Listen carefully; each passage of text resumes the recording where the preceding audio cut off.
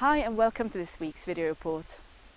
As forecasted, we've enjoyed mostly warm, dry weather here in Chamonix in the past week.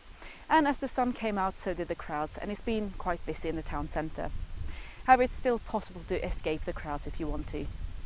At this time of year, the Chamonix Valley offers hundreds of kilometres of well-maintained footpaths to enable you to experience some of the best walking in the Alps. Most of the tracks are very well signposted, and whatever your level of fitness and experience, there is something for everyone, from gentle walks along the valley floor and by the river, to high altitude walks and hikes that take several days.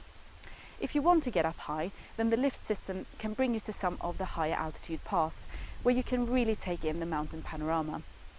Up here there are a number of great walks to choose from, but one of the better known and most popular walks is to Blanc. Now there are several ways to reach this beautiful lake, but my favourite route is to take the Fleisure lift and then walk along the Grand Balcon Sud. This path takes you past La Chavenne to the Chesserie lakes before leading up to Lac Blanc itself, which lies at an altitude of 2,350 metres. Now you can walk back the same way, but to make this a circular route and to save your knees a bit, walk down from the cafe and across the small wooden footbridge to pick up the path towards the index lift. You can then take this chairlift down to return to the starting point.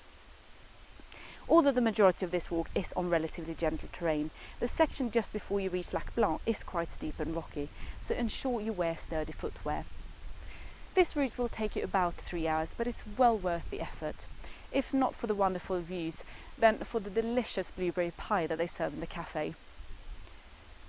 Another option, if you like mountain lakes, is to come up here to Blanc and walk up to Lac Cornu and then on to Le Lac Noir.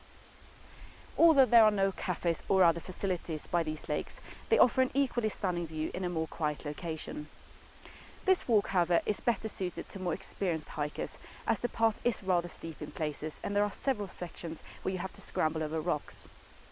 So good footwear is essential, and I would also recommend some walking poles, especially for the descent to Lac Cornu. You'll reach an altitude of over 2,500 metres, and if you carry on from Lac Noir to the index chairlift, the route will take about 3.5 hours. To find out more about the walks and hikes available in Chamonix, and for information and what you should consider before heading off, do visit our hiking page. That's all from me for this week. Thank you very much for watching, and bye for now.